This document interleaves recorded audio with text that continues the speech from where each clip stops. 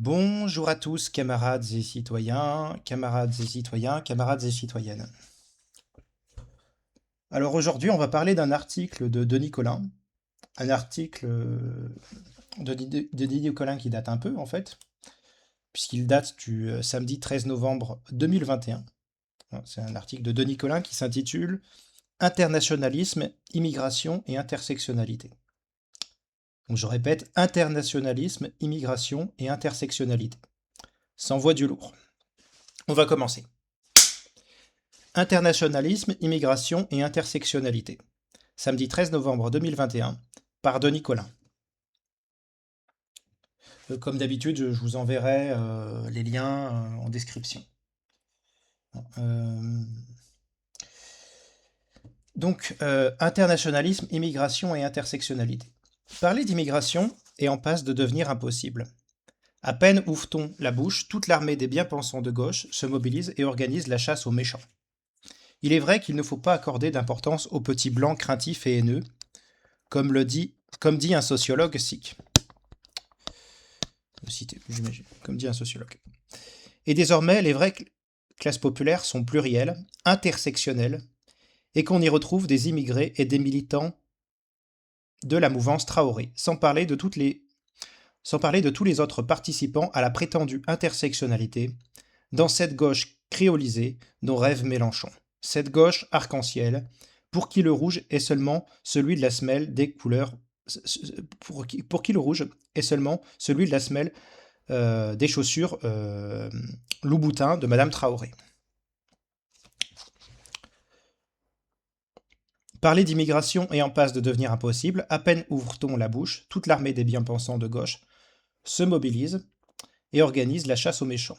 Il est vrai qu'il ne faut pas accorder d'importance aux petits blancs craintifs et haineux, comme dit un sociologue, et désormais les vraies classes populaires sont plurielles, intersectionnelles et qu'on y retrouve des immigrés et des militants de la mouvance Traoré, sans parler de tous les autres participants de la prétendue intersectionnalité dans cette gauche créolisée dont rêve Mélenchon, cette gauche arc-en-ciel, pour qui le rouge est seulement celui de la semelle des chaussures Louboutin de Madame Traoré.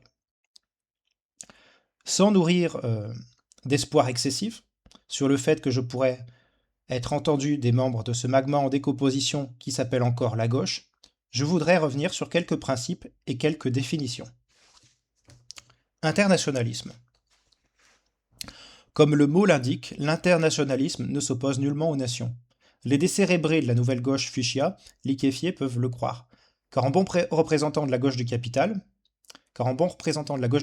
ils sont favorables à l'écrasement des nations et à un mondialisme sans frontières, nécessaire au capital dont le mouvement vise à éliminer toutes les bornes à son développement.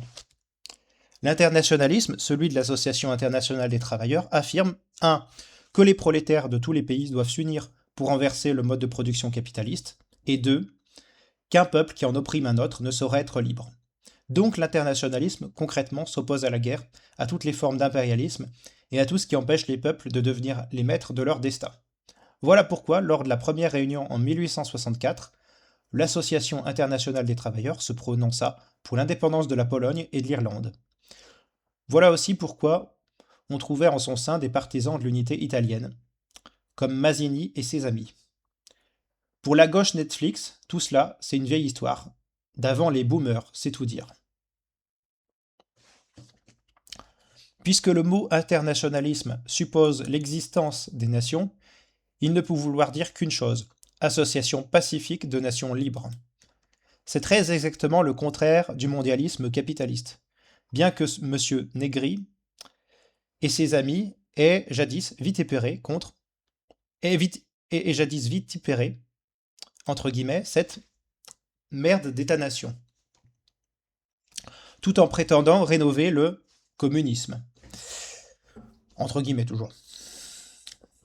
Le capital milite activement pour le dépassement des nations, sous la conduite éclairée de la nation numéro 1, les États-Unis d'Amérique. Dans des zones de gouvernance comme l'Union européenne, entièrement dévouées aux intérêts du capital multinational, de cette classe capitaliste transnationale dont la résidence principale est New York. Voilà ce qui est résolument moderne et que la gauche fuchsia approuve pleinement, pour peu que cette nouvelle gouvernance intègre une louche de LGBTQ+, de wokisme et de racisé.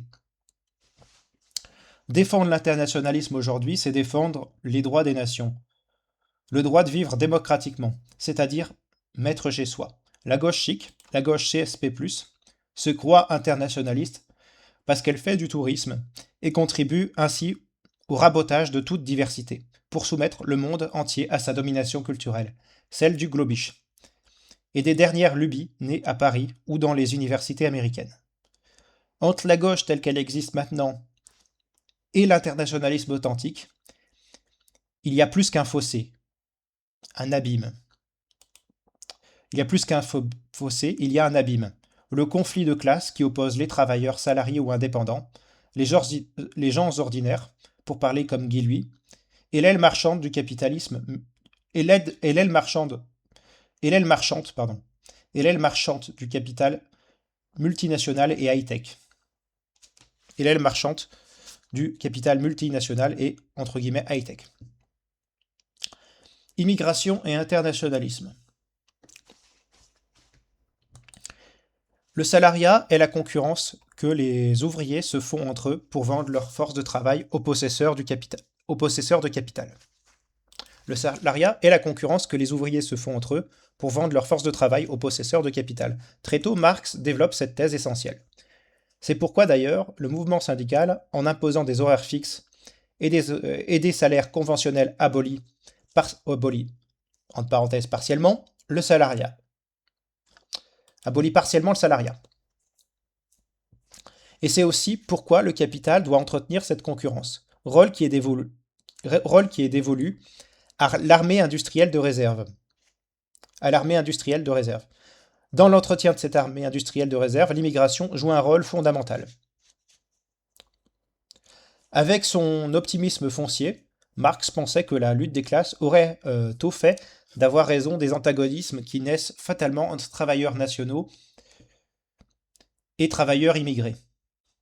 Avec son optimisme foncier, Marx pensait que la lutte de classe aurait tôt fait d'avoir raison des antagonismes qui naissaient fatalement entre travailleurs nationaux et travailleurs immigrés. Les capitalistes adorent l'immigration. Elle permet de faire pression sur les salaires, de diviser la classe ouvrière et d'organiser une gestion mondialisée de la main-d'œuvre.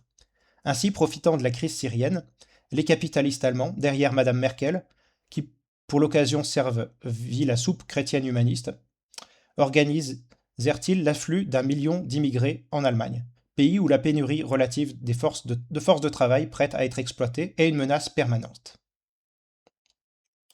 Pays où la pénurie relative de forces de travail prêtes à être exploitées est une menace permanente. L'agriculture de cueillette en Italie du Sud, en Espagne et partiellement en France vit de l'immigration plus ou moins clandestine. La France, plus éloignée que ses concurrentes des sources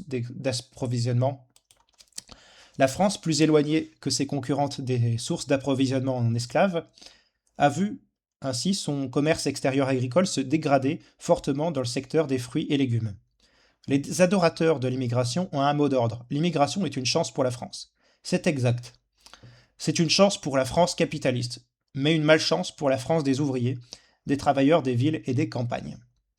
Ajoutant que c'est aussi une malchance pour les pays exportateurs de forces de travail. Le départ vers l'Europe ou les États-Unis demande beaucoup d'argent qui alimente les réseaux de passeurs. Un des secteurs mafieux les plus florissants. Le départ vers l'Europe ou les États-Unis demande beaucoup d'argent qui alimente le réseau de passeurs. Un des secteurs mafieux les plus florissants. Alors que cet argent aurait pu être bien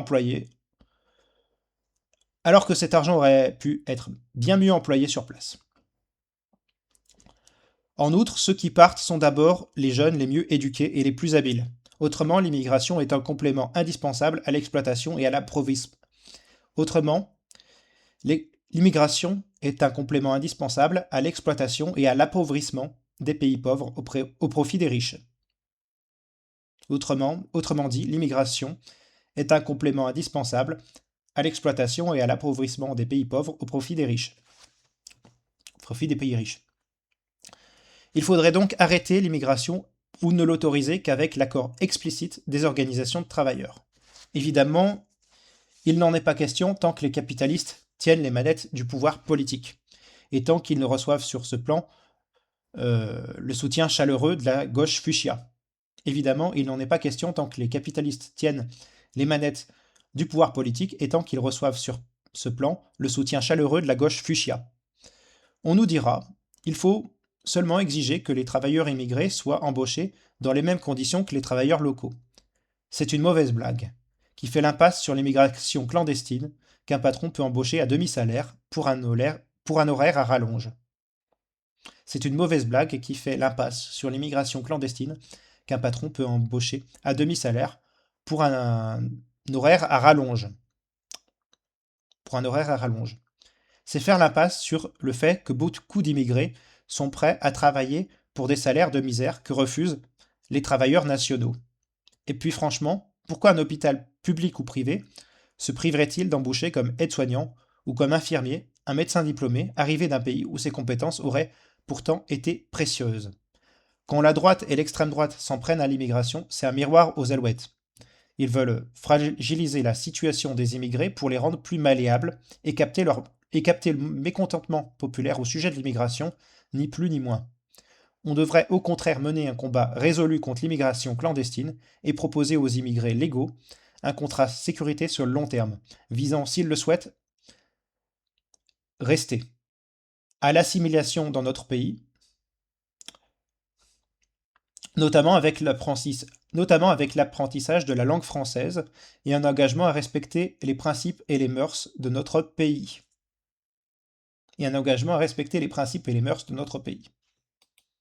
Le racisme de gauche. Longtemps, le racisme fut une caractéristique de la droite.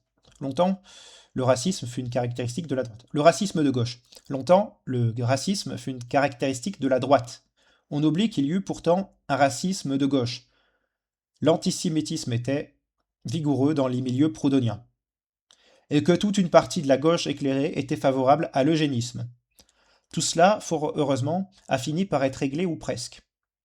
L'école de l'internationalisme prolétarien a répandu l'idée que les hommes sont partout les mêmes et que seuls doivent être condamnés les systèmes socio-économiques, les rapports de propriété et les formes de gouvernement oppressifs. Aujourd'hui, cependant, apparaît une nouvelle forme de racisme.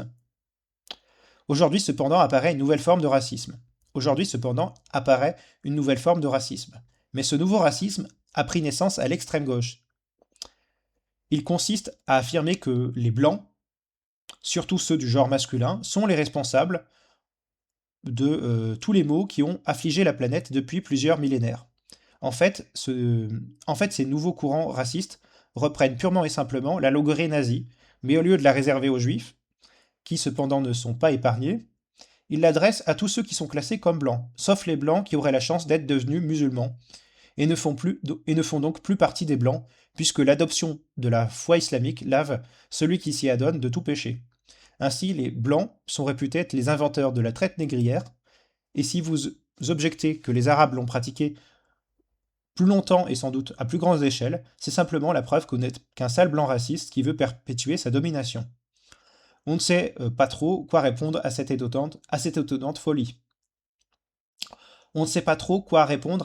étonnante folie.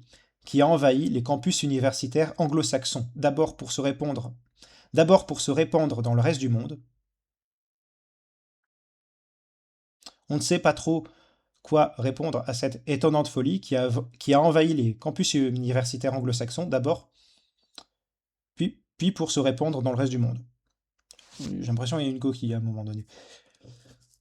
Je reprends. Ces gens disposent de relèves médiatiques considérables. Madame Rokhaya Diallo est ainsi journaliste et professeure aux États-Unis, tout en parcourant les salles de rédaction françaises. Et ils sont appuyés par des entreprises capitalistes et non des moindres. La haute couture, un secteur qui concerne les damnés de la terre, s'est assuré les services de Madame Traoré. Benetton s'est lancé dans le hijab pour tous.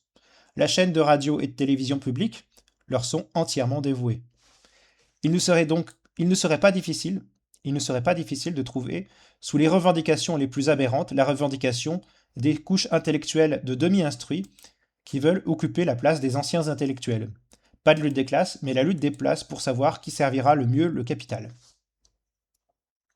Ce nouveau racisme vient compléter l'offensive en faveur de l'immigration. Il s'agit, indépendamment des motivations des participants, mais la bêtise n'est pas un argument, de mener l'offensive pour casser définitivement les reins de la classe ouvrière dans les pays capitalistes avancés.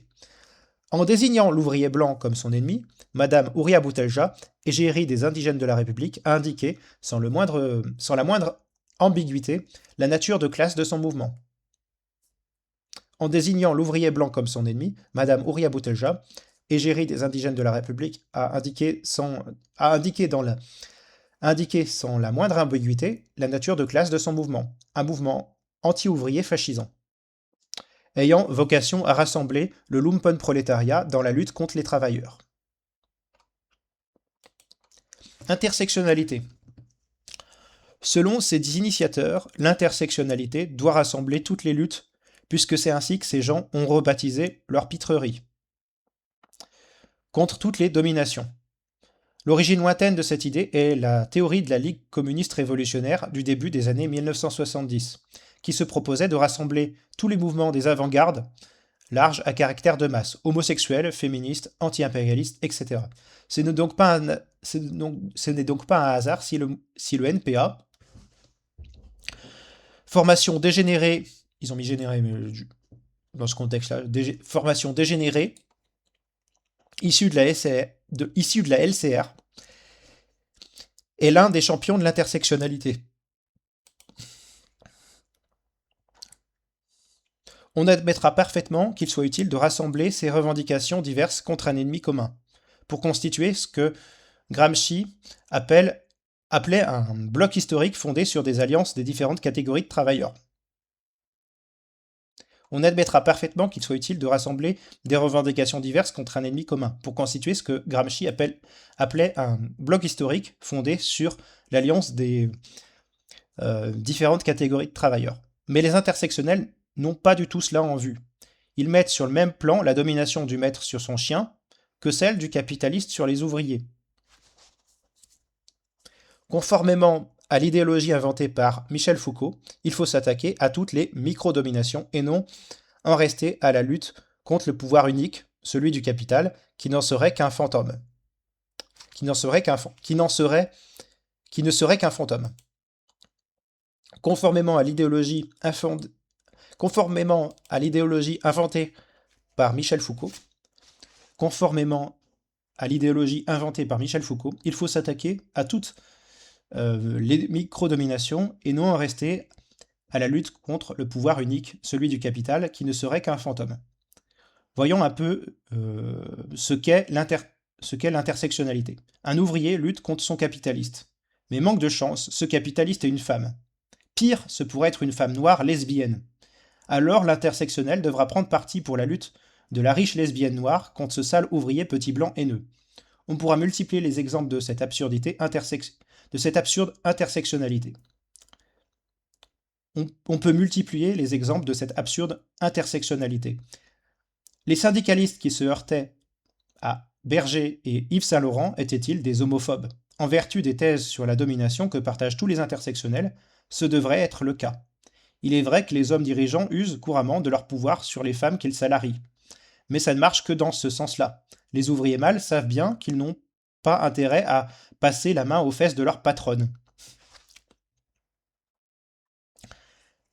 Cette histoire d'intersectionnalité est le point suprême de la décomposition intellectuelle de la gauche. Tous les paresseux, les têtes creuses incapables de faire un vrai travail sociologique, psychologique, philosophique ou historique, se sont lancés dans ces nouvelles études. Études entre guillemets. Et curieusement, l'État bourgeois qu'ils vilipendent pourtant copieusement leur offre des bourses d'études, des postes de maître de conférence, etc. Ils ont les MCF, maître de conférence. Etc. Les commanditaires capitalistes, les vrais dominants, y trouvent leur compte. Aucune concession ne saurait être faite à ces diverses formes de la haine petite bourgeoise contre les travailleurs. Aucune concession ne saurait être faite à ces diverses formes de la haine petite bourgeoise contre les travailleurs.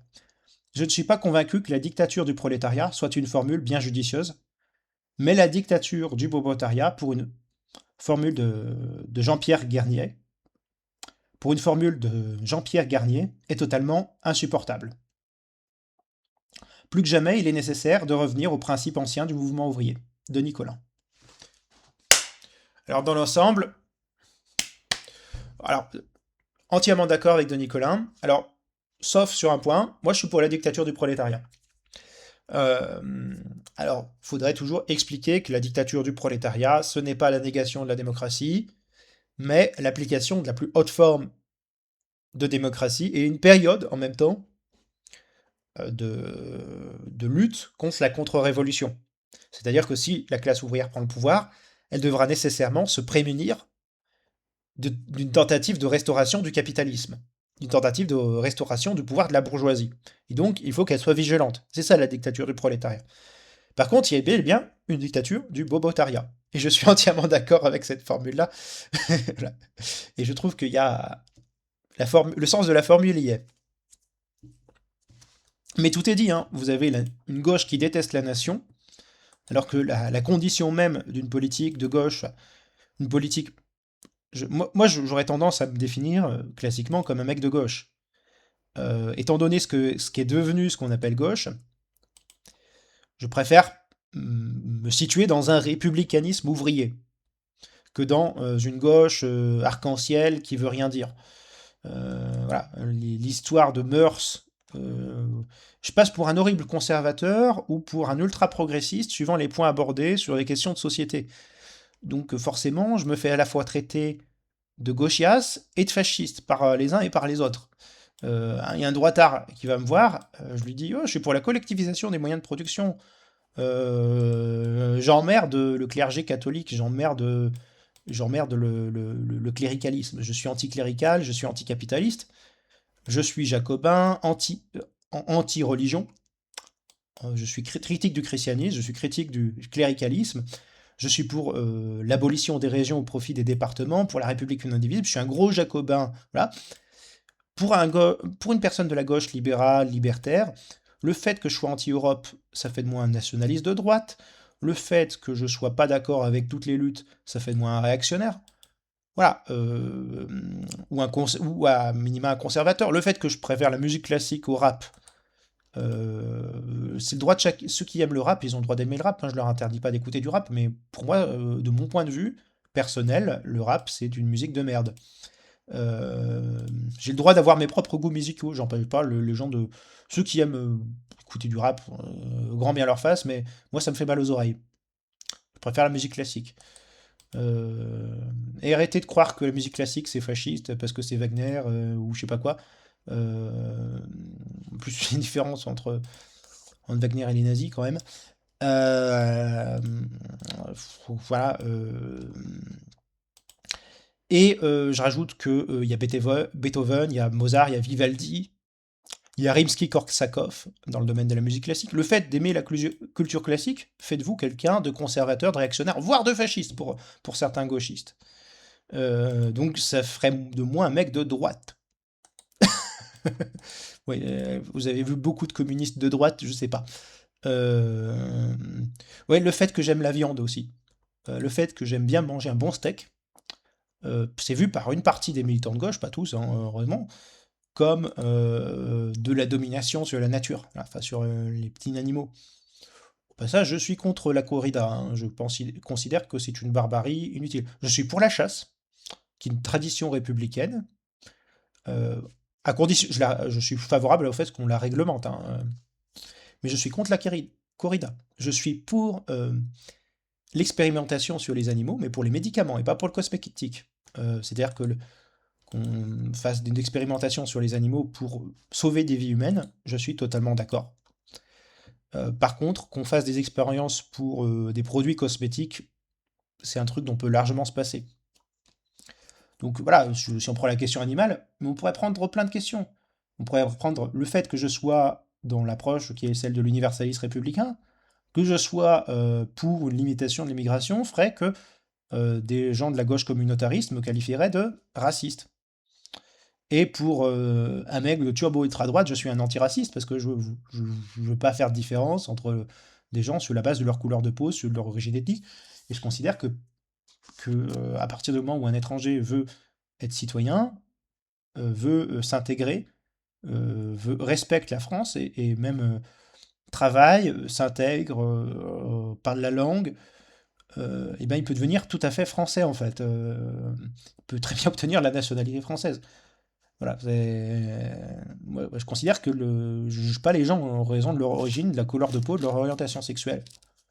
Mais pour en venir là, sur le mouvement LGBT, je passerais pour un horrible réactionnaire. Je suis totalement pour les droits des homosexuels, ou LGB. Je vois pas ce que ça a à foutre par contre avec le T. Le T, c'est les trans. LGB, c'est une orientation sexuelle, c'est bon, les préférences de chacun, et on souhaite à chacun, chacune, de trouver l'amour, quelles que soient ses préférences. Voilà. Après, le concept de préférence sexuelle exclut nécessairement des déviances sexuelles comme les paraphilies telles que la pédophilie, la zéophilie. Mais ça n'a rien à voir avec les homosexuels. Ça. On pourra peut-être parler Michel Foucault sur la question de certaines déviances. Euh, mais le truc, c'est que pour moi, quelqu'un qui est mal dans sa peau, qui pense être un homme qui pense être une femme ou une femme qui pense être un homme, ce n'est pas la bonne solution que de procéder à une mutilation génitale, à l'ablation de ses parties génitales ou à une déformation, suivant si c'est un homme ou une femme, de lui faire greffer un faux pénis, greffer enfin, d'avoir chez les uns, enfin, avoir chez les uns un faux vagin ou un faux pénis, de faux organes génitaux, alors, faire ce genre d'opération sur de la chair humaine, c'est une mutilation. On coupe une partie du corps. Et c'est extrême. En plus, c'est irréversible. C'est irréversible, comme les dégâts sont irréversibles. Alors, c'est des dégâts irréversibles. Les femmes qui se coupent les seins en pensant qu'elles sont des mecs, c'est à vie. Il y en a même qui regrettent leur acte dans l'affaire. Il y a même des détransitions. Bon, c'est un phénomène qui est minoré par les personnes militantes transactivistes parce que ça menacerait leur discours. Ça remettrait en cause leur discours et ils sont pas très tolérants avec les gens qui pensent pas comme eux. Euh, Ça a des dégâts irréversibles sur la santé. Prendre des hormones à vie, ça flingue la santé d'une personne. Et puis dans les relations intimes, la possibilité de cacher votre sexe biologique à votre partenaire, question consentement, c'est pas terrible. Si vous êtes un homme hétéro et que vous pensez que votre copine c'est une femme et en fait à la base c'est un mec, vous faites limite, vous peut quasiment considérer ça comme un viol. Vous êtes lesbienne, vous voulez coucher avec une vraie femme, il vous arrive la même chose. Hein, voilà. Vous êtes gay, vous voulez coucher avec un mec, et ce mec avant c'était une femme. Vous êtes une femme hétéro, vous voulez coucher avec un mec, et avant c'était une femme. Enfin, voilà, donc que ce soit homo-femme, homo-hétéro, le problème du respect du consentement, éclairé, j'entends, eh bien, se pose. Et pour un intersectionnel, vous êtes contre les opérations de changement de sexe, vous êtes homophobe. Alors, même si vous êtes totalement pour le mariage pour tous, l'adoption pour les couples homosexuels, voilà, le fait totalement contre le fait qu'il y ait des salauds qui s'en prennent aux homos, qui s'en prennent physiquement aux homos, hein, parce que ça existe, et je suis totalement d'accord avec une partie de cette gauche sociétale sur le fait qu'il y a des violences dans notre société contre lesquelles il faut lutter, qu'il y a des violences contre les homosexuels, et que c'est pas tolérable qu'on persécute des gens juste pour leurs préférences individuelles. Et que chacun et chacune, homo et hétéro, devrait pouvoir trouver l'amour. Et ce qui se passe dans la chambre à coucher, c'est pas vraiment les affaires de l'État en fait. Voilà. C'est les affaires de chacun, voilà. Avec les limites évoquées sur les paraphilies, sur certaines pratiques, comme l'inceste, la pédophilie, la zoophilie, parce que c'est des trucs voilà, qui sont condamnables. Là, c'est pas des questions de préférence sexuelle, c'est des questions de déviance. Voilà. En parlant de Michel Foucault, alors certes, Michel Foucault est homosexuel, mais il me semble, si je dis pas de bêtises, si je dis pas de bêtises, il me semble que celui-ci a parlé, a eu, comment dire, il y a eu des histoires de, il y a eu des histoires de pédophilie, je crois, quand par rapport au mec. Euh, faut que je vérifie ce qu'il en était dit sur le sujet, mais ouais, je suis quasiment sûr. Ouais. Ah oui, il y a même il y a une émission de France Culture sur quand les homosexuels, quand les intellectuels français, pardon, quand les intellectuels français défendaient la pédophilie. Bon, on retrouve quand même une sacrée bande d'individus dans ce lot, hein, c'est assez moche, hein,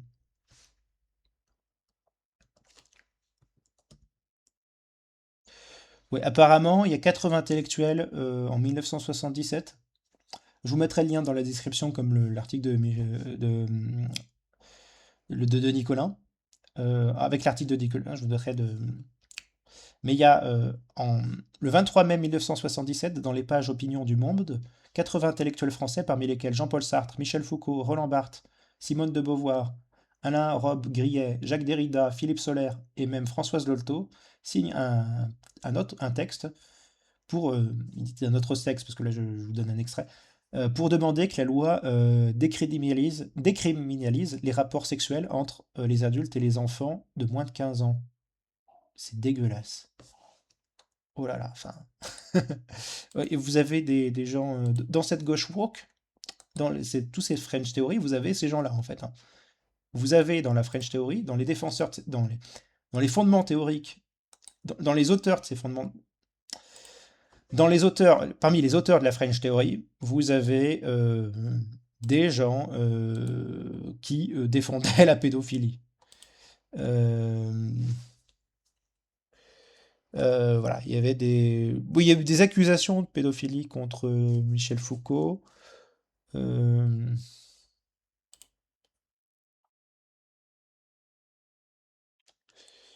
Bon, il est mort du sida.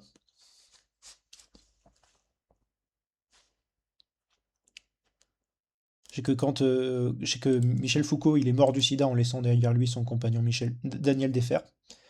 Euh, mais voilà, il y a dans les auteurs de la French Theory des gens qui défendaient des thèses, voilà. Bon, qu'on puisse trouver une partie du travail intellectuel de Michel Foucault intéressant. Je le concède, il peut y avoir des choses intéressantes. Euh, voilà. Qu'il y ait une réflexion sur la prison, c'est une chose. Par contre, les tarés qui veulent abolir la prison, non. Qu'on puisse vouloir, par exemple, améliorer les conditions des prisonniers et s'intéresser au discours de Foucault sur les prisons, sur surveiller, plus dire, ça peut être intéressant, hein, ça peut. Par contre, vous avez quand même des choses extrêmement problématiques chez ces gens-là, en fait. Ces gens-là font partie d'une gauche libérale libertaire assez malsaine, hein. Les Foucault, les Derrida, les Deleuze font partie d'une gauche, entre guillemets, qui est libération des mœurs, à fond les ballons, remise en cause de la rationalité, mais vous avez des choses absolument à côté de la plaque.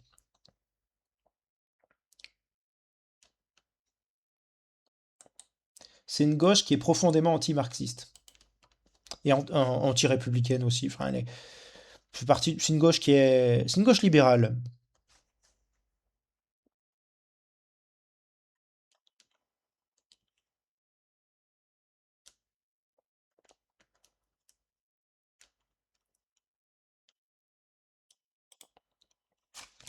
Alors je pense que il faudra s'y intéresser un petit peu à ces gens-là pour les démonter, les débunker, les montrer à quel point certains sont fous, voir il peut y avoir des choses peut-être intéressantes d'un point de vue intellectuel, mais plus dans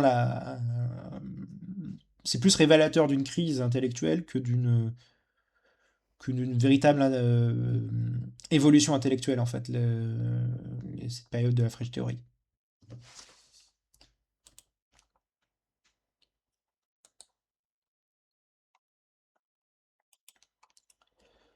Donc voilà, donc bon, voilà ce qui s'est passé, c'est que cet individu-là, apparemment, Michel Foucault a quand même défendu la pédophilie. Enfin, elle a voulu décriminaliser la pédophilie. Voilà. On voit un peu le profil de ces gens-là. Ceux qui sont à l'origine de ça. Euh, je dis pas que les militants de gauche et les filles soutiennent la pédophilie, je dis pas du tout ça. En revanche, qu'ils soutiennent des trucs plus ou moins contradictoires et complètement tarés, ça c'est pas faux. Ils soutiennent le voile islamique tout en se disant féministes. Faut chercher l'erreur. Ils prétendent défendre les travailleurs, défendre les services publics, défendre les droits des salariés, tout en défendant l'immigration qui peut poser problème. Déjà qu'on a sacrifié nos services publics, alors si dans la demande, si dans les besoins, si dans les prestataires, enfin, si dans le, oui, si on a plus de gens qui viennent sur le territoire national et qu'on n'a pas assez de services publics, pas assez de ressources, ben, on risque de sacrifier la qualité des services publics pour la population. Logiquement. Et de pas d'accueillir très mal aussi les populations immigrées. Euh, Idem, on a une gauche qui laisse faire l'islamisme, mais qui pourtant se dit féministe. Je suis désolé, mais l'islam n'est ni gay-friendly, ni féministe, ni tout ce que vous voulez. L'islam, c'est patriarcal. Comme le christianisme, comme le judaïsme, les trois religions abrahamiques sont patriarcales et homophobes. Donc, de ce côté-là, c'est contradictoire de défendre une religion abrahamique, quelle qu'elle soit. Donc, abrahamique, c'est en référence à Abraham, hein. Dans la Bible, Abraham, je rappelle, c'est celui qui était prêt à tuer son propre fils pour faire plaisir à Dieu. Hein, voilà. Je dis pas que les croyants sont tous des infanticides, mais je dis que leur morale, c'est celle d'un type qui est un infanticide en puissance. Voilà. Je dis que voilà, il y a des gens qui sont juifs, chrétiens, musulmans, qui sont de très bonnes personnes à titre individuel, mais il n'y a aucun respect à avoir pour les religions, particulièrement les religions abrahamiques, qui sont des religions violentes, obscurantistes, misogynes et homophobes. Sodome et Gomorre, rappelez-vous, dans la Bible, il y a Sodome et Gomorre. Rappelez-vous que, par crainte de son Dieu, Abraham est prêt à tuer son propre fils. Donc non seulement il est prêt à tuer son propre gamin, pour une puissance supérieure, ce qui est, en fait, ce qui représente, d'un point de vue métaphorique, mais assez visible, une idéologie de la soumission au plus fort, donc de la soumission à un roi. Hein, c'est une idéologie qui légitime la monarchie, ça. Le fait d'être prêt à tuer son propre gamin pour quelqu'un de plus fort que soi, pour son chef. Ce Dieu, c'est un roi du ciel. Hein. Et, et par ailleurs, de l'autre côté, tuer un enfant. Que ça soit le fils d'Abraham ou non, une morale digne de ce nom considère que tuer un enfant est une abomination, quelle que soit la circonstance. Que ce soit le vôtre ou celui d'un autre. Hein. Parce que ce soit l'enfant d'Abraham ou l'enfant d'un autre qu'Abraham, Abraham est dans les deux cas coupable. Le meurtre d'un enfant, c'est... Je vois pas, je vois pas de situation qui peut le justifier. Mais la religion arrive à justifier ça. Et arrive à te glorifier un homme prêt à faire ça pour son Dieu. Et il ne le fait pas dans la Bible, puisqu'il y a un ange qui vient sauver le gamin, en lui disant que c'est pour le tester. Leur Dieu est censé être omniscient, omnipotent, bénévolent. Et s'il était réellement omniscient, leur Dieu, il n'aurait même pas besoin d'éprouver ce pauvre Abraham, en fait. C'est même pas logique. Hein, voilà. Donc on n'a pas respecté l'islam, on n'a pas respecté le christianisme, on n'a pas respecté le judaïsme. Par contre, on a respecté les individus, juifs, chrétiens ou musulmans, leur droit d'être juifs, chrétiens ou musulmans, dans les limites du respect de la République. C'est-à-dire que vous ne respectez pas la République, eh ben, vous êtes traités comme des délinquants, comme des criminels, parce que si vous ne respectez pas les lois de la République, ben, vous n'avez pas à le faire au nom de votre croyance personnelle. La République est au-dessus de ça. La loi commune de la nation est supérieure à vos croyances. Au reste, vous faites ce que vous voulez de vos croyances, mais vos croyances doivent respecter la loi. Et vous avez tout à fait le droit de croire en ce que vous voulez. Ou de ne pas croire. Parce que la loi protège aussi les non-croyants de la tyrannie des croyants. Et les croyants sont généralement des tyrans. Enfin, les croyants quand ils sont au pouvoir.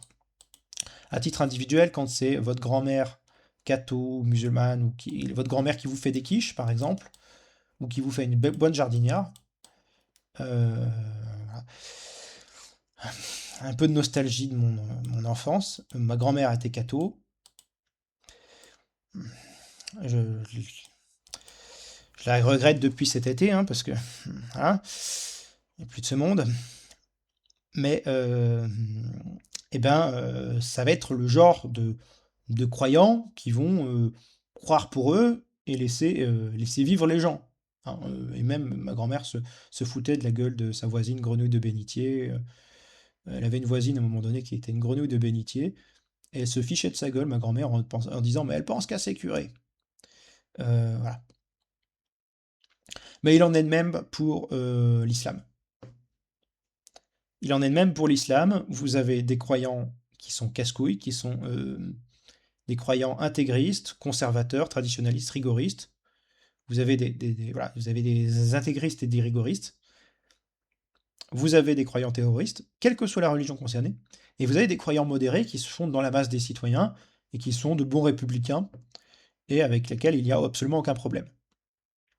Qui sont, parce que leur croyance personnelle, c'est un aspect de leur vie, ils n'en font pas tout un fromage si les gens ne partagent pas leurs croyances, et se soumettent à la loi de la République avant la loi de leur divinité.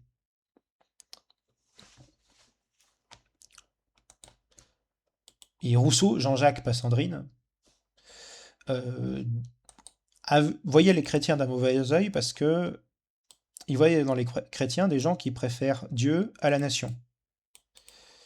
Voilà. Ça résume bien l'état d'esprit qui est le mien vis-à-vis des religions. Quand on a des religions quand on a des gens qui, au nom de la religion, pré- prétendent pouvoir s'exempter des lois de la nation, prétendre supérieur à la masse des citoyens, prétendent avoir des privilèges en raison de leurs croyances, prétendent qu'ils ont leur fonctionnement. Vous avez des gens qui sont dans le communautarisme, ça pose problème. Et ces gens-là, il faut les traiter avec sévérité. La République, elle est pour tout le monde. Elle est pour tous les citoyens, en tout cas. Elle n'est pas pour une communauté de croyants qui impose sa loi. Sinon, c'est la tyrannie. Et on a une gauche woke qui va défendre les LGBT, les ultra-féministes aux cheveux bleus, mais qui en même temps va défendre les islamistes qui, s'ils arrivaient au pouvoir, bon, les femmes seraient voilées, leur place, elle serait la cuisine, comme dirait l'autre. Euh, les homos se feraient soit lapidés, soit jetés du haut d'un immeuble. Donc, pas un projet politique social, sociétal, très émancipateur pour les homos ou pour les femmes. Hein, mais défendre ça au nom de l'antiracisme et au nom de la lutte contre les discriminations. Bon, déjà, ils confondent le fait d'avoir une couleur de peau ou une origine ethnique avec une religion. C'est aussi con que certains qui te confondent antisémitisme et antisionisme. Hein, antisémitisme, c'est la haine des juifs. Antisioniste, c'est l'opposition à l'État d'Israël. Et il y a des juifs qui sont anti-sionistes. Et il y a des juifs qui sont sionistes. Vous pouvez être juif et vous pouvez être pour ou contre Israël. Et par ailleurs, même sur la question israélo-palestinienne, vous avez plein de choix à la carte sur le fait de vouloir un État palestinien, un État israélien, un État binational, solution à deux États. Voilà, voilà, vous avez plusieurs. Et puis vous avez parmi les pro-palestiniens des gens qui sont soit communistes, soit islamistes. Et c'est pas du tout le même projet de société. Entre le Hamas et le FPLP, vous n'avez pas la même idéologie. Et le Fatah aussi, c'est pas la même idéologie non plus. Euh, voilà. On peut très bien être contre Netanyahou et être contre le Hamas. Voilà. C'est dit ça. Voilà. Et moi, vous me ferez jamais dire que je dois soutenir le Hamas pour être contre Netanyahou. Je n'aime pas Netanyahou et je n'aime pas le Hamas. Voilà. Je veux bien qu'il y ait une nation palestinienne. À une condition, c'est que ce soit une république démocratique, laïque, et dans le meilleur des cas socialiste. Voilà. Voilà. Sinon, si c'est les islamistes, bon, le problème avec le conflit israélo-palestinien, c'est que soit on a Israël qui demeure, et donc du coup, Israël est allié des États-Unis, donc ça donne un plus grand poids aux États-Unis dans la région, soit on a des islamistes qui ont de grandes chances de l'emporter avec le Hamas, et ce n'est pas non plus un projet émancipateur pour le moins du monde, en fait, d'avoir une base islamiste. Voilà. Donc, voilà. Et puis, il y a des propales qui sont plus intéressés par libérer la Palestine depuis leur fauteuil de canapé que libérer leur propre pays, c'est-à-dire la France. C'est-à-dire qu'ils te crachent sur la France, mais qui te crachent sur le Frexit, qui te crachent sur la lutte des libérations de la France, une lutte des libérations nationales à mener en France contre l'euro-atlantisme. Et par contre, ils veulent rester dans l'UE, ils veulent rester dans l'euro, dans l'OTAN. Mais ils vont, vont vouloir guerroyer moralement pour la Palestine. Quand tu as des travailleurs français qui dorment dans la rue, qu'est-ce qu'on en a à foutre de la Palestine? Alors, je dis ça sous le coup de la colère, parce que il y a des civils, des populations qui souffrent de cette situation, et je compatis pleinement avec le sort de Palestiniens qui se font bombarder la gueule par Israël, hein, ou par le Hamas. Mais je ne cautionne pas l'abandon de la nation des gens qui te défendent la lutte des libérations nationales en Palestine, mais pas en France, et qui te crachent sur le drapeau national de la France, mais pas celui de la Palestine. Je suis désolé, mais étant donné ce qui historiquement a représenté notre drapeau, le drapeau tricolore, il est pas, c'est- il est quand même assez progressiste le drapeau français, en réalité. Le drapeau de la République, ce qui nous a émancipés de la noblesse et du clergé, et ce que la classe ouvrière portait avec lui, c'est-à-dire le drapeau rouge et le drapeau tricolore. Le PCF, historiquement, défendait ce double héritage, celui du drapeau rouge et du drapeau tricolore. Idem pour Jaurès, la CFIO de Jaurès. Donc, moi, je suis dans cette optique-là du drapeau rouge et du drapeau tricolore. Si on ne défend pas la nation, on ne défend pas la classe ouvrière. Et si on ne défend pas la République, on ne défend pas le socialisme. Voilà. Voilà. Mais vous avez un rejet de la République par une gauche bourgeoise woke, libérale, libertaire, anarchiste, bon, un truc qui va des sociaux-libéraux aux gauchistes, anarcho-trotskistes, en fait. Voilà. Et aux maoïstes, qui sont... Enfin, les maoïstes, c'est censé être des ML, c'est censé être des marxistes-léninistes, et en fait, c'est censé être des staliniens, mais sur la question nationale, ce que vous avez comme maoïste en France, c'est des trotskistes. Voilà. Faut dire les choses.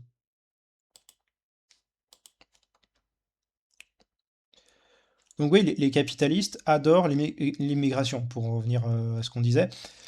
Euh, alors, dans la question de l'armée de réserve, ce que n'a pas dit de Nicolas, mais il ne voulait peut-être pas traiter tout le sujet, c'est que dans l'armée de réserve industrielle, il y a l'immigration, il y a d'autres facteurs.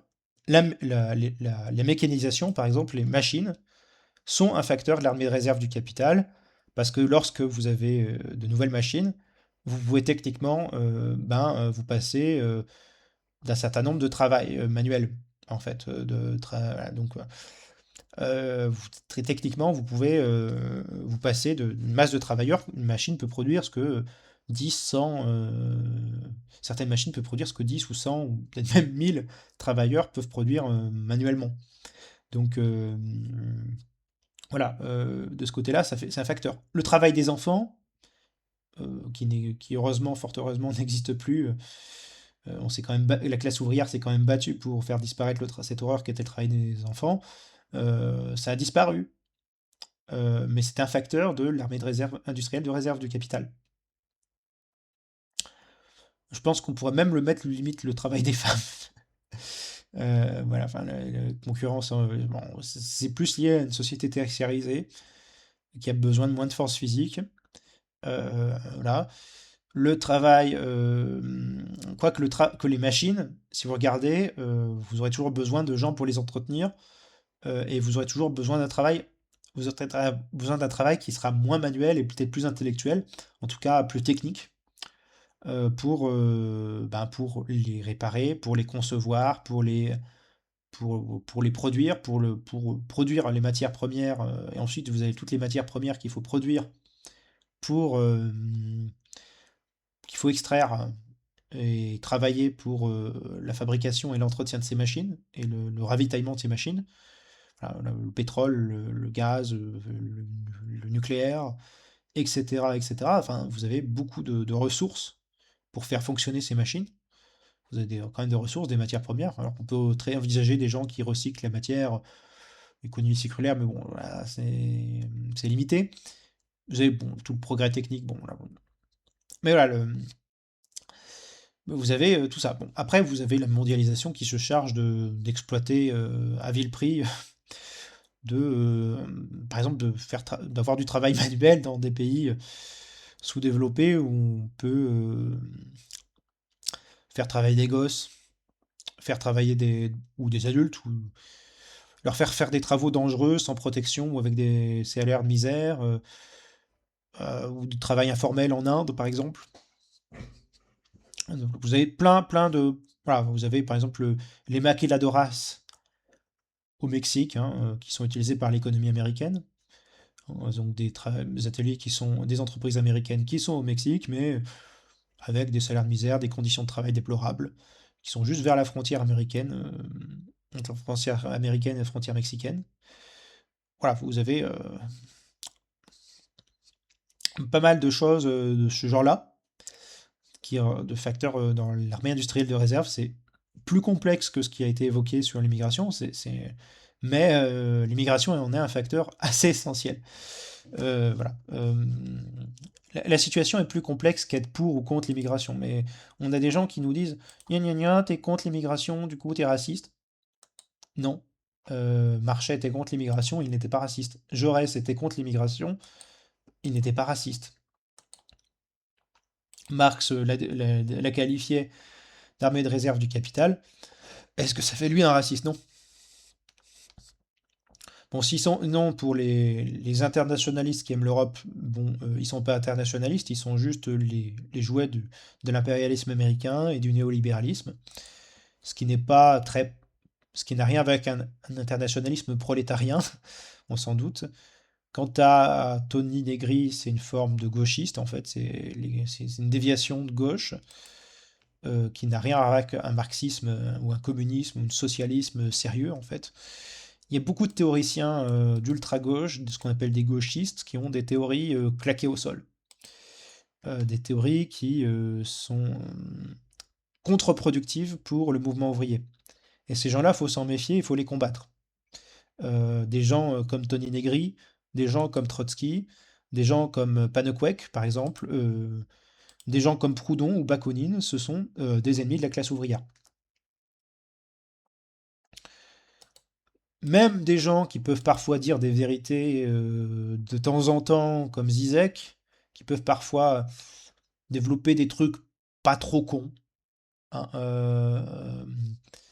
sur certains sujets précis, peuvent dire énormément de conneries à côté. Voilà, enfin, et du moment où vous avez des gens qui sont, euh, qui sont pertinents sur une chose et absolument pas sur d'autres, hein. Zizek peut critiquer les woke, peut critiquer le postmodernisme, peut faire un côté vieille gauche, mais peut avoir des positions géopolitiques problématiques sur la lutte contre l'impérialisme américain. C'est-à-dire qu'il peut avoir tendance à soutenir l'impérialisme américain au nom de l'indépendance de l'Ukraine. Sortir des trucs, voilà, enfin,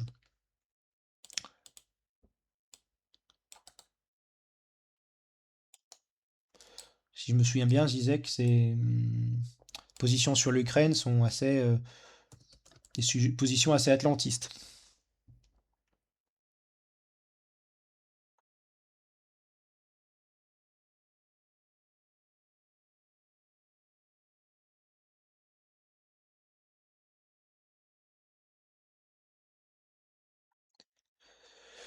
Voilà, vous avez bon, des, euh, des, des mouvements assez. Voilà. Bon. Il y a ça. Sur les trucs LGBT dont on a déjà évoqué, sur la question LGBT, il y a le cheval de Troie. C'est-à-dire que on vous accuse d'être homophobe si vous n'êtes pas d'accord avec les opérations de changement de sexe. Et on vous accuse d'être transphobe, donc de mépriser les personnes transsexuelles, si vous n'êtes pas d'accord avec les opérations de changement de sexe. Or, vous pouvez très bien respecter la personne, mais être contre l'opération de changement de sexe en estimant qu'elle est mauvaise pour la personne. Et ça fait rien voir avec un jugement sur une orientation sexuelle que quelque chose qui concerne l'intégrité physique des personnes. Mais le truc, c'est que ce cheval de Troie, ça part de bonnes intentions. C'est là où c'est pervers avec le wokisme. C'est que ça part de bonnes intentions du progrès, issu du progressisme, de vouloir faire progresser la société, moins de racisme, moins de sexisme, moins d'homophobie. Et ça, on peut être que d'accord. On peut être que d'accord avec le fait qu'il ne faille pas persécuter les homos, qu'il faille que on soit contre le racisme, contre les discriminations, contre les sexismes, les violences faites aux femmes. Mais au lieu de résoudre le problème, soit ils vont défendre des trucs qui aliènent complètement les gens, le véganisme ou le fait d'être pour la toxicomanie, d'être pour la légalisation du cannabis, donc pour la toxicomanie, faire la promotion de la toxicomanie, ça aliène les gens, tout comme le fait de leur faire, entre guillemets, changer de sexe, alors qu'en fait ils se font hormoner et mutiler, c'est de l'aliénation, au nom d'un sentiment voilà, de liberté individuelle, de liberté des mœurs. Ils vont mettre tout ça dans le même paquet. Mais par exemple, vous avez des gens qui vont, au nom du droit des homosexuels, te dire qu'il y a de l'hétéronormativité, de l'hétéropatriarcat, et qui vont dire que si t'es hétéro, t'es limite dominateur pour les homos. Et donc, on a limite l'impression qu'ils veulent convertir des gens à l'homosexualité, ce qui est peut-être pas le cas, mais la façon dont c'est fait le laisse à penser qu'ils veulent que tout le monde devienne. Ouh là là, voilà.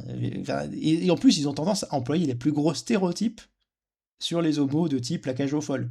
Donc, du coup, tu te dis, mais ok. Voilà, enfin, bon. Voilà, enfin. Idem, vous avez des féministes qui sont limite, tu les vois avec des pancartes où il y a des ciseaux, et tu te dis, oula, mais je croyais que c'était pour l'émancipation des femmes, mais là, elles te prônent la haine des hommes, elles te prônent la misandrie. Parce que tu peux très bien être pour l'émancipation des femmes, vouloir l'égalité salariale entre hommes et femmes, à salaire égal, travail égal, voilà, voilà. Vouloir défendre le droit à l'avortement, défendre la contraception et le droit à l'avortement, défendre l'égalité en droit, enfin, tout ce que vous voulez, mais et ne pas vouloir faire une discrimination inversée pour que les femmes en vengent entre guillemets des hommes. En fait, il y a ça dans une partie du féminisme actuel. Vous avez ce genre de tarés. Vous avez des tarés misandres.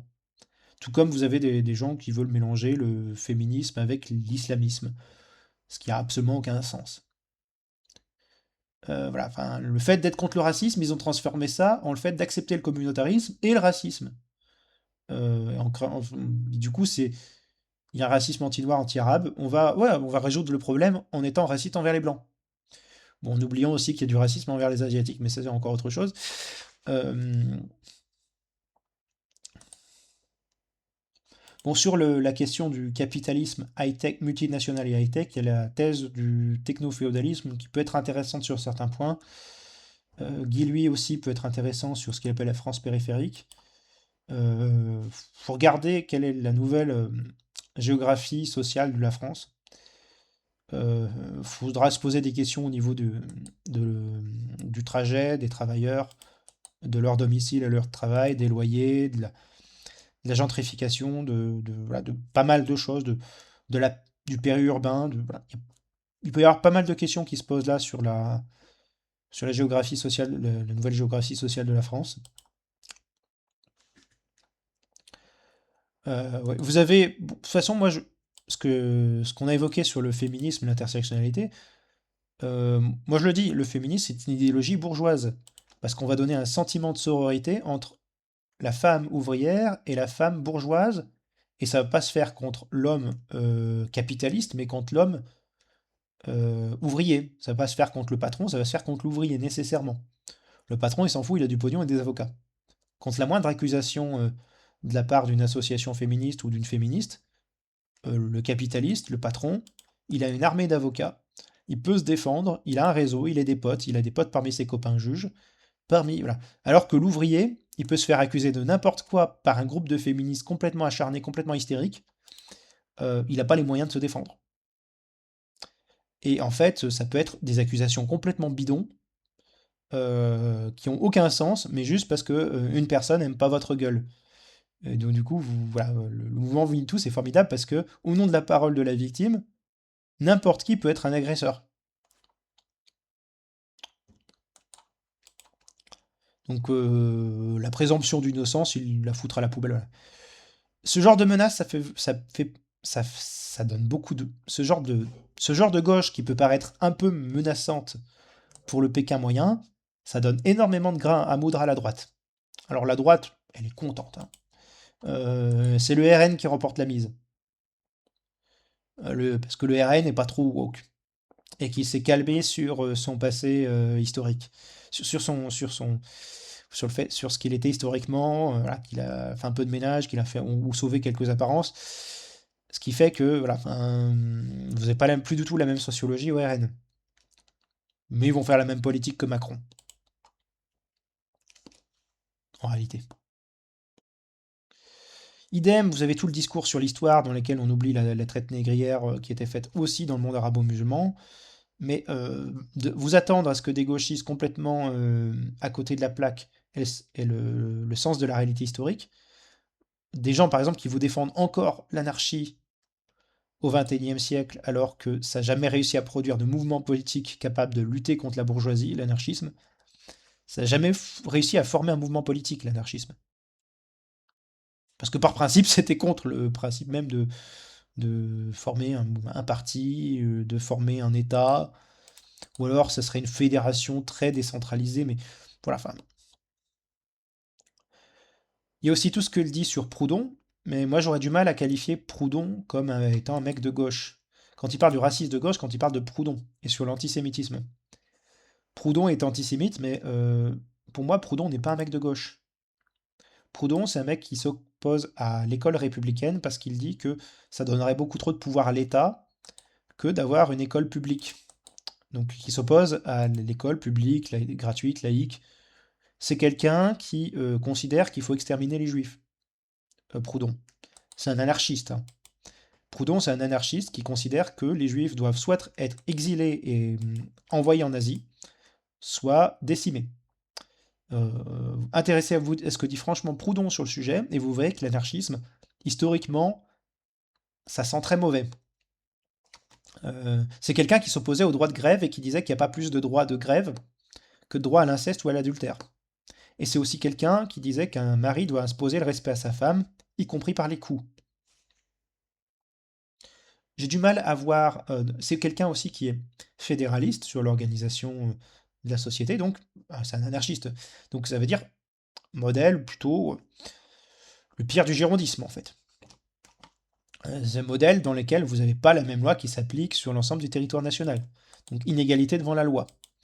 Il n'est pas étonnant que les royalistes maurassiens aient voulu convertir des anarchistes au royalisme, avec leur discours sur le nationalisme intégral, même si bon, les anards en général rejettent un peu la nation, mais que des aspirants, des gens qui aspirent à une monarchie décentralisatrice, comme le sont comme les maurassiens, qui sont antisémites, qui sont corporatistes, aient pu voir dans les anarcho-mutualistes proudhoniens des gens de potentiels recrues, en fait, contre, qui partagent avec eux la même haine de la République, la même haine voilà, de la République, c'est pas étonnant. L'anarchisme étant un mouvement profondément réactionnaire.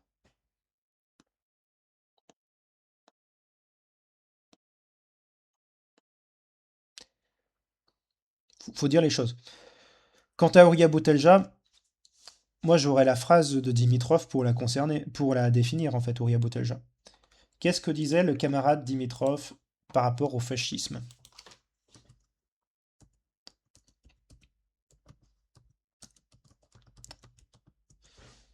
Dimitrov,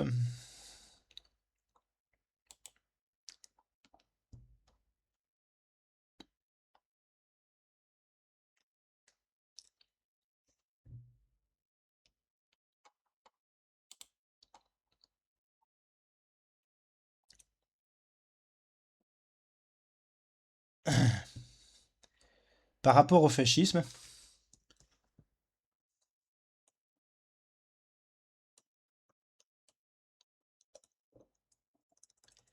il le définit comme la dictature du capital financier.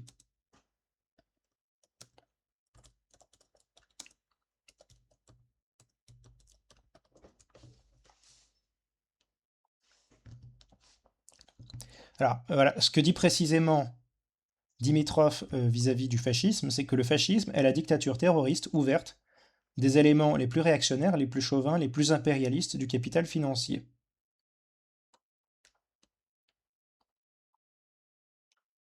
Voilà ce qu'est le fascisme.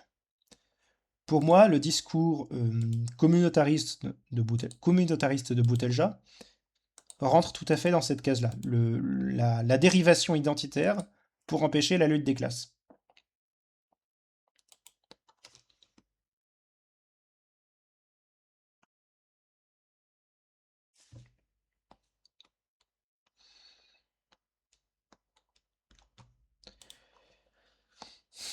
Voilà. Et sur ce, je considère que Dimitrov a une très bonne définition sur ce qu'est le fascisme.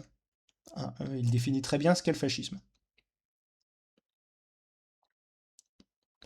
Et les antifas de concours un peu concons d'aujourd'hui, n'ont pas, pour eux, facho égale extrême droite, égale RN, égale nationaliste, égale blablabla. C'est juste les fascistes, c'est des méchants. Je comprends hein, que vous puissiez les considérer comme des méchants, les fascistes, puisqu'effectivement, c'est pas des gens très gentils, historiquement. C'est moins qu'on puisse dire. Mais pour eux, c'est droitard égale méchant égale facho. Les antifas, t'es pas d'accord avec moi, tu es un fasciste. Ils sont tellement aveugles que lorsqu'ils voient un vrai fasciste, à savoir Ouria Boutelja, comme pour eux, le fasciste, forcément, il est blanc, forcément, c'est le RN. Quand ils voient quelqu'un comme Ouria Boutelja qui te dit que elle a des problèmes, elle a un petit problème avec les juifs et avec les blancs, que pour elle, un arabe qui fait son coming out, c'est quand même sacrément une honte parce que ça dévirilise l'homme arabe face aux blancs, eux, ils y voient même pas une réactionnaire. Parce qu'elle est la, parce qu'elle a la bonne couleur de peau.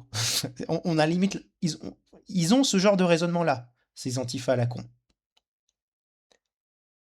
C'est pour moi ça que pour moi ce qu'on décrit comme antifa ne sont pas des antifascistes. Ce qu'on appelle aujourd'hui antifa ne serait pas capable de décerner un fasciste en face d'eux. Et Ouria Botelja est fasciste. Dans son discours, en tout cas, il y a tout du fascisme. Alors un fascisme un peu différent du fascisme historique. Mais ça reprend une bonne partie de ce que... Enfin, ça reprend toute la fonction de classe du fascisme historique.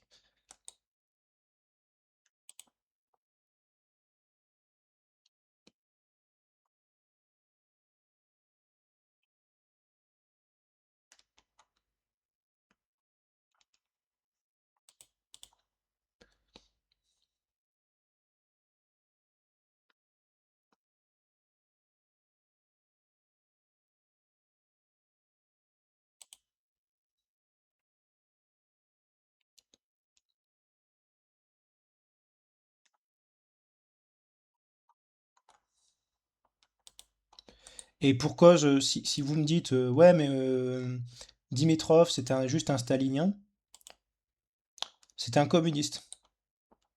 Qu'il soit marxiste-léniniste, qu'il soit stalinien, appelez-le comme vous voulez, lui, il les a combattus, les fascistes. Il les a combattus de front.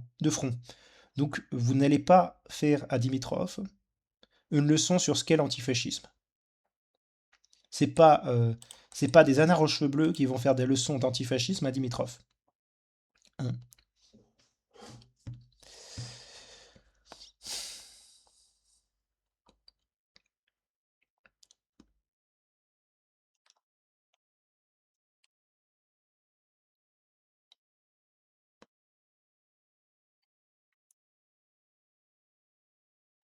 Ah oui, je pense qu'on devait évoquer un autre point. C'est oui, Michel Foucault. Oui, on a évoqué le fait que, oui, on l'a déjà évoqué. Michel Foucault qui avait des affaires au cul de pédophilie, pas de soutien à la pédophilie. Voilà. Et c'est ça, c'est un des auteurs de la Fresh Theory. Donc de toutes les conneries sur le théorie du genre et compagnie. Enfin, c'est basé sur, c'est intellectuellement, c'est basé sur la French Theory, sur le postmodernisme. Le wokisme est le fruit du postmodernisme, d'individus comme Michel Foucault, d'individus qui défendent la pédophilie. C'est des gens qui te font de la pureté morale, mais qui recherchent la leur, hein, de morale. On voit qu'il y a la morale de la bourgeoisie, qui est celle des woke, et la morale du prolétariat qui est sûrement pas woke.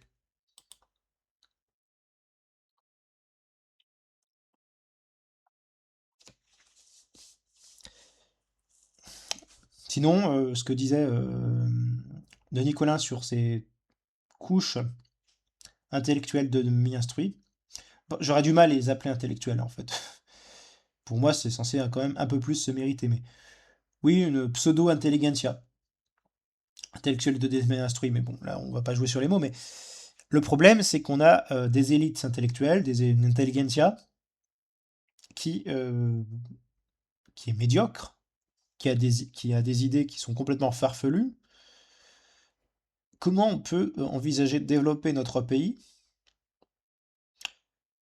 et donc de développer le socialisme en France si on a comme intellectuels des gens qui ont des théories sociologiques ou psychologiques ou que sais-je encore, complètement farfelues, ou philosophiques, complètement farfelues, qui n'ont rien à voir avec la réalité, qui nagent en plein idéalisme.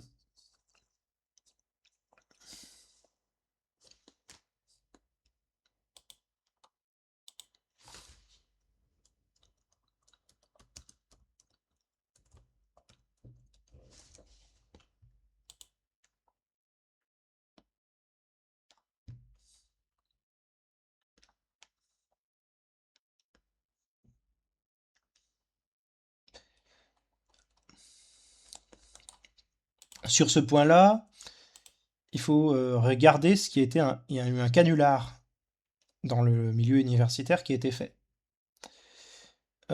qui s'intitule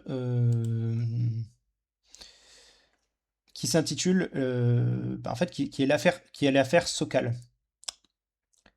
Alan Sokal qui a fait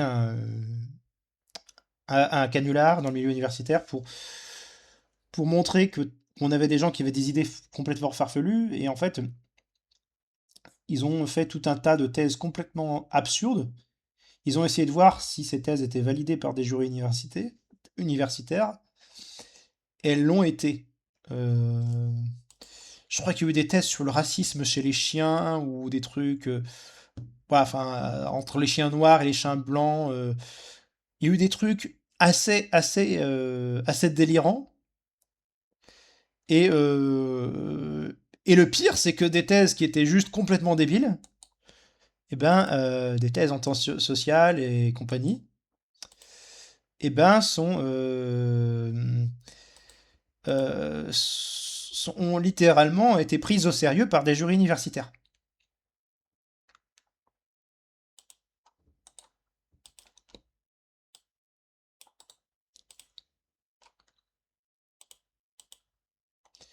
Donc, Alan Sokal, il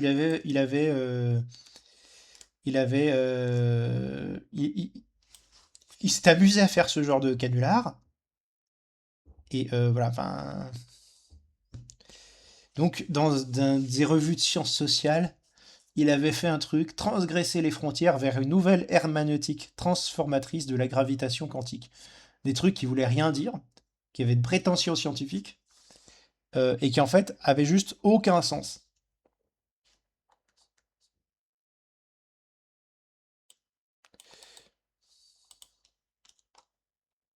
Parce que l'herméneutique, c'est la science de l'interprétation des textes, de la lecture. Donc vous avez de l'herméneutique dans le domaine de l'histoire, de la philosophie, de la littérature, du droit, de la théologie. Et donc, il me semble que c'est plutôt lié à des trucs, des études de philologie, des études de la langue, ouais, de la philosophie aussi. Mais voilà, enfin, vraiment sur le sens que peut avoir un texte, voilà, sur l'interprétation des textes. Et herméneutique transformatrice de la gravitation quantique, qui est du domaine de la physique théorique. Juste des sujets qui ont absolument rien à voir. Et pour ceux qui diraient qu'Alan Sokal, c'est un horrible droitard qui se foutait de la gueule des progressistes, Alan Sokal est plutôt un mec de gauche, plutôt un mec progressiste politiquement. Voilà. Plutôt un universitaire de gauche. Mais il s'est foutu de la gueule des woke.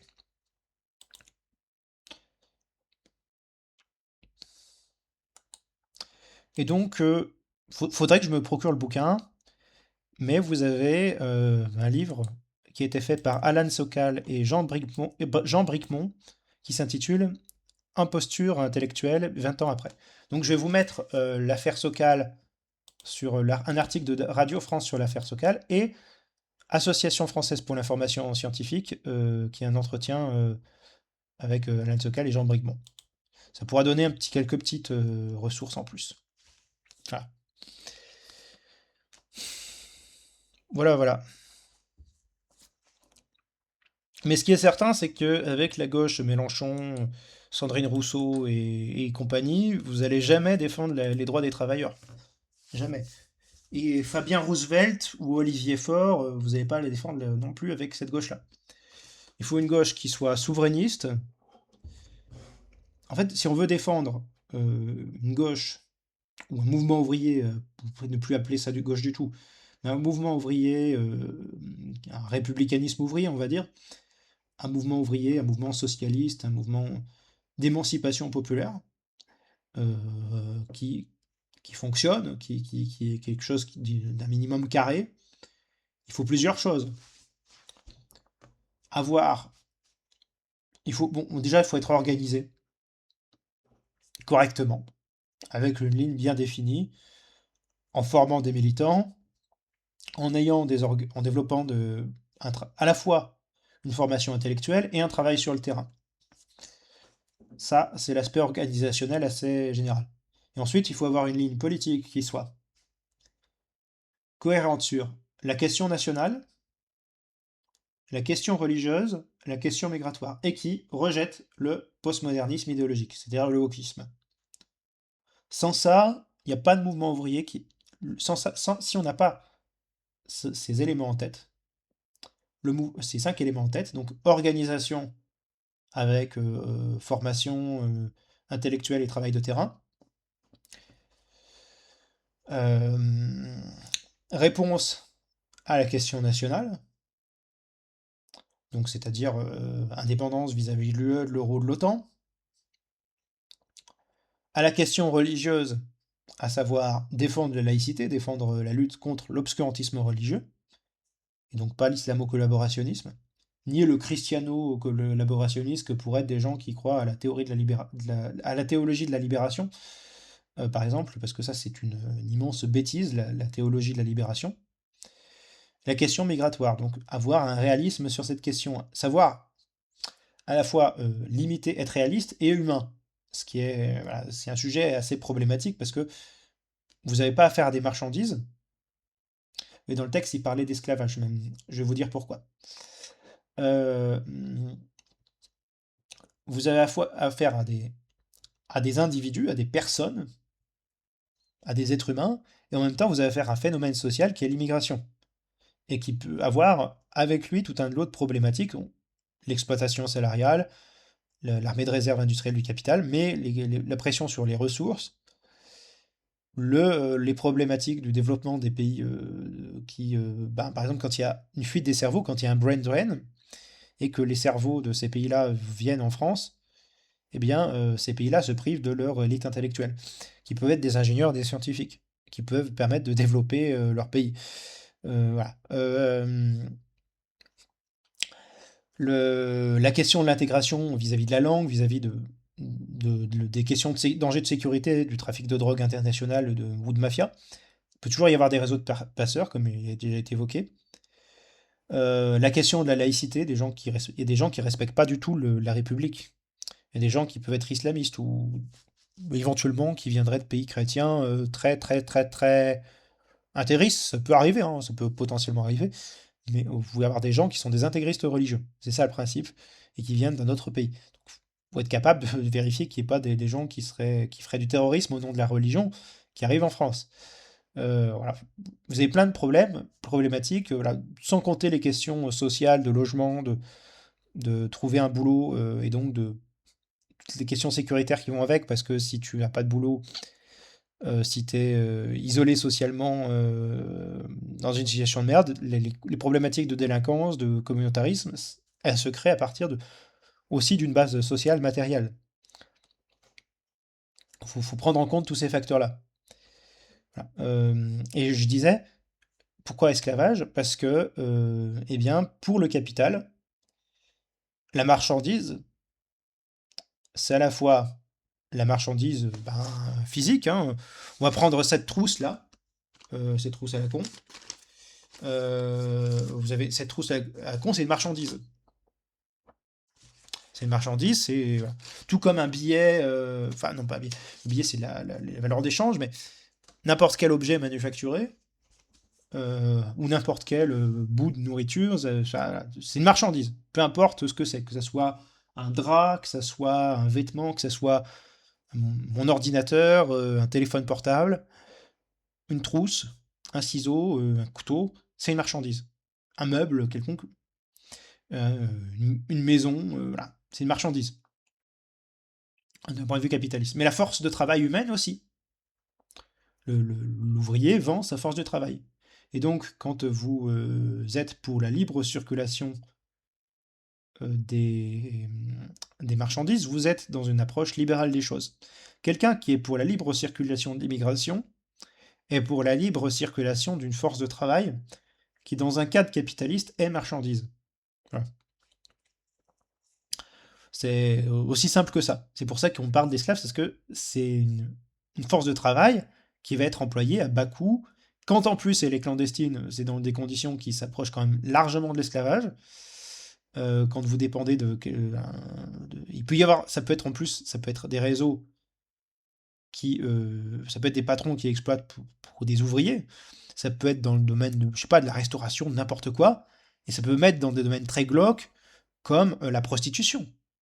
Voilà, vous pouvez avoir des réseaux de macros qui, vous avez des prostituées d'origine immigrée. elles vont pas être protégées physiquement de beaucoup d'agressions, ces femmes-là. Voilà, situation très, très particulière. Voilà, vous avez des trafics d'êtres humains qui sont voilà, sous le manteau. Voilà. C'est pour ça qu'on doit être contre. Voilà. Quant à la question du rejet du postmodernisme,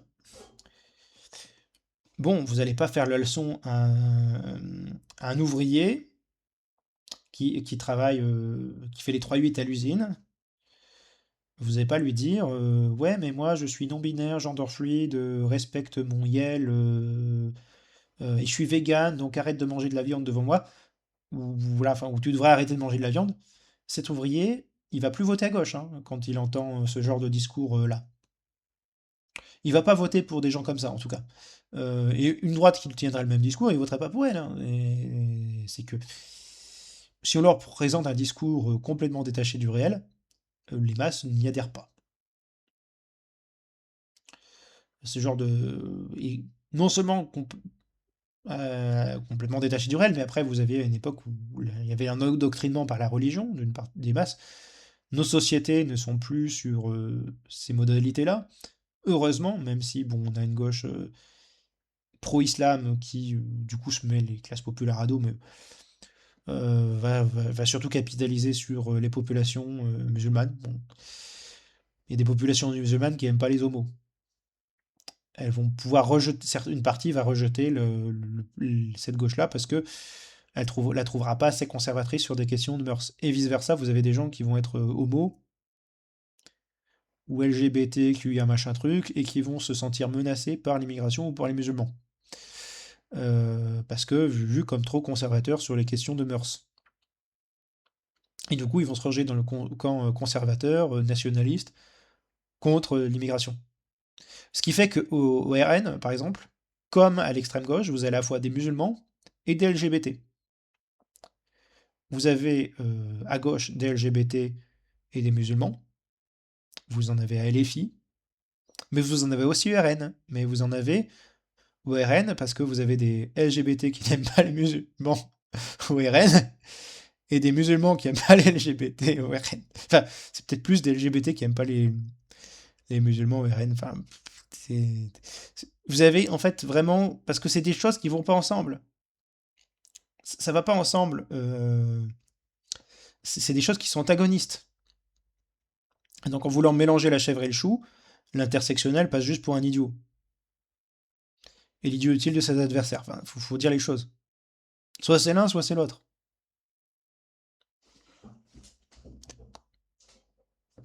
À moins d'être complètement schizophrène, mais étant donné le niveau de cette gauche-là, je pense que c'est pas impossible. Voilà. Faut dire les choses. Hein, donc quand vous avez quelqu'un qui dit oui, mais moi je suis vegan transgender fluide, qui est un militant de gauche, face à un ouvrier de la vie de tous les jours qui fait les 3-8 à l'usine, et que ce militant de gauche a la prétention d'éduquer l'ouvrier, il va plutôt voter contre que pour ce militant de gauche. Là, c'est évident. Voilà, puis voilà, il va pas vous un prolo moyen va peut-être pas vouloir dans le domaine des mœurs être trempé sur la marchandise. Donc tout le discours trans, oubliez-le si vous voulez parler aux ouvriers. À la grande masse des ouvriers, bon, vous pouvez très bien avoir éventuellement des ouvriers qui sont dans les discours LGBT, tout ce que vous voulez, mais mm, quand, vous, quand les gens veulent avoir des relations intimes, ils veulent pas être trempés sur la marchandise. La masse des gens, voilà, les masses des gens veulent que chacun puisse faire ce qu'il veut de sa vie, mais ne veut pas que ça impacte la leur. C'est pour ça que, par exemple, on peut avoir des gens qui... Enfin, par exemple, moi je suis contre la drogue. À la fois parce que c'est une question de santé pour les personnes concernées, et que ces personnes-là se détruisent la santé, mais si elles se détruisent la santé, elles, ça a un impact sur le reste de la société. Ça a un impact sur les gens qu'elles influencent en retour, sur l'état de la santé publique de notre nation, et sur les comportements qu'elles peuvent avoir avec l'usage de substances dites récréatives et qui en fait leur détruisent le cerveau. et leur font avoir des comportements antisociaux, dangereux, voire criminels ou de délinquants. Donc quand vous êtes pour la légalisation du cannabis, vous êtes pour la légalisation d'un truc qui rend les gens complètement neuneux et qui le font agir comme des fous. Et quand vous ne dites pas non à la drogue, vous laissez des comportements de truands se produire avec des gens qui deviennent qui se flinguent complètement le cerveau avec ce genre de merde. Voilà, il faut dire les choses. Et quand vous avez une gauche qui est libérale sur les mœurs à ce point-là, elle n'est pas crédible. Elle n'est pas crédible. Voilà, les gens se rendent compte quand même de ces limites-là. Mais le truc, c'est que cette gauche-là, ces militants de gauche, ne sont pas dirigés par des ouvriers. Ils sont dirigés par des bourgeois. Ces bourgeois ont rien à foutre des ouvriers, ils ont à foutre de leur électorat. Et leur électorat, s'ils n'ont plus d'électorat ouvrier, ils vont le chercher ailleurs. Donc, dans les lobbies LGBT, dans les lobbies communautaristes, dans les écolos bobos verts qui polluent plus que les gens qui sont pas écolos. Voilà, enfin, ils vont chercher toutes les causes les plus idiotes les unes que les autres, pas parce qu'ils y croient, hein. Il y a une partie de ces bourgeois qui y croient, et l'autre qui voit un gain électoral et financier.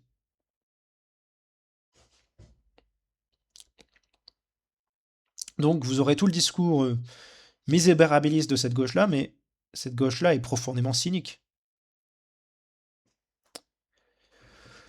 On risque pas, s'il n'y a pas cette prise de conscience-là, sur tous ces points abordés, donc la nécessité de s'organiser correctement, la nécessité d'avoir une ligne correcte sur la question de la nation et de la souveraineté, la nécessité d'avoir un discours correct sur la question religieuse, un discours laïque, républicain, réel, et pas un discours d'islamo-collabo. La question d'avoir un discours humain et réaliste sur la question migratoire et le rejet nécessaire du postmodernisme, le rejet nécessaire du wokisme, de l'intersectionnalité, du déconstructivisme, de la théorie du genre, des théories racialistes complètement à vomir. Tant qu'on n'a pas une gauche qui a été correcte sur ces points-là, eh ben, vous n'aurez pas de gauche ouvrière et républicaine capable de libérer le prolétariat. C'est aussi simple que ça. Voilà. Sur ce, camarades et citoyennes, je vous souhaite de prendre bien soin de vous. Raison, égalité, solidarité ou la mort, nous vaincrons. Pour la victoire du prolétariat, je vous souhaite de prendre soin de vous.